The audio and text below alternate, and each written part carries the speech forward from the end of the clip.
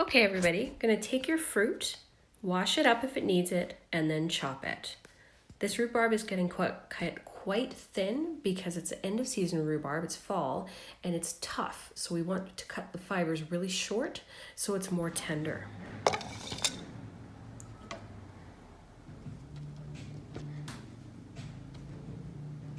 Cutting board kept slipping around, so I put a wet cloth under it so it doesn't move anymore.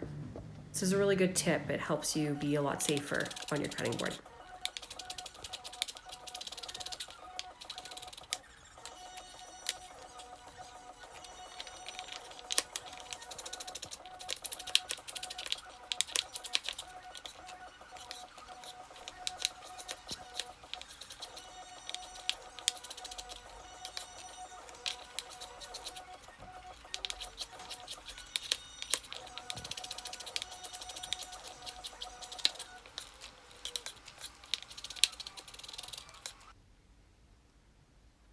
So here's a look at why we're cutting it so thin. Rhubarb is just like celery. It's got long fibers that run all the way down it. So if you cut along those fibers, it's going to be stringy like celery.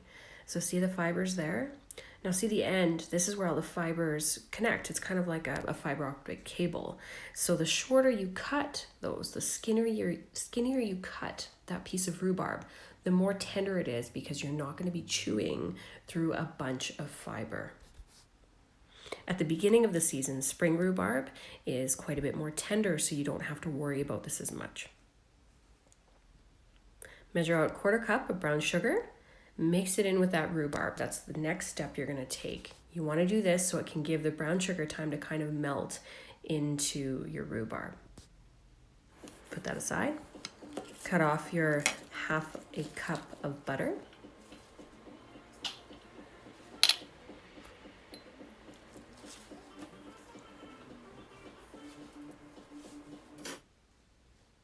Now I'm going to be using a scale for this because I find it easier, and also different types of oats and brown sugar and stuff is always going to weigh a bit differently, and I find this is the easiest way to get a consistent product.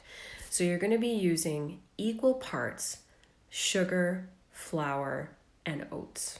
So here I'm going to use 100 grams. So I'm zeroing out my scale first, measuring out 100 grams of flour, then 100 grams of brown sugar, which is going to be a smaller amount because it's a heavier, denser product. Then again, measuring out 100 grams of oats.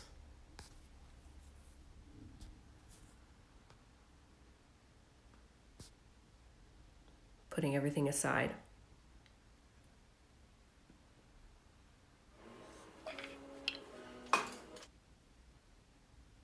Butter needs to get melted.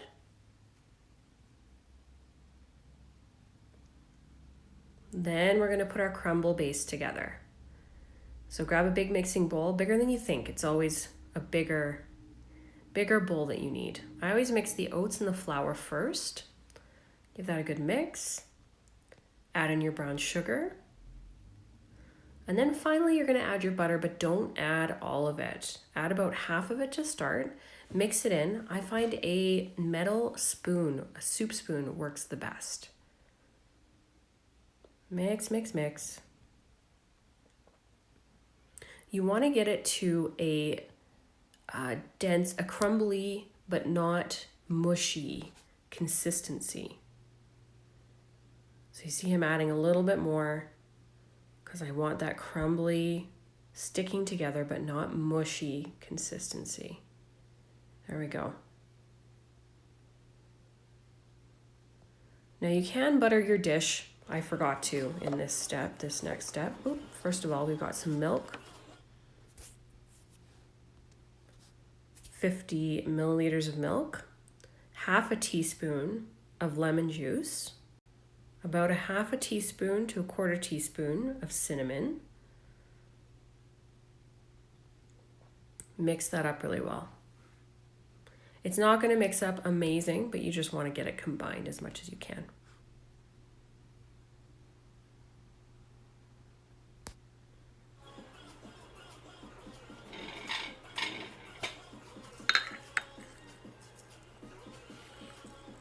So here's where you would butter your dish first, ideally.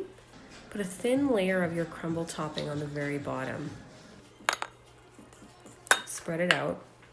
See how that rhubarb and the brown sugar have kind of melted a little bit together. That's exactly what you want. Dump your fruit, or rhubarb in this case, on top. Pat it down a little bit, not hard, just even it out. Now you're gonna take your milk and cinnamon and lemon juice and pour it over top of your fruit.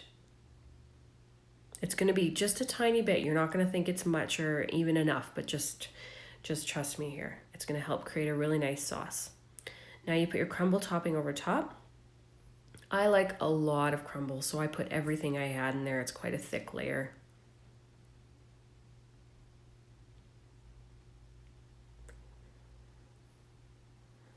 Then you take the rest of your butter and just drizzle it over if you have any left. No point in wasting butter. And that's it. Bake at 350 degrees for 35 to 40 minutes until golden on top.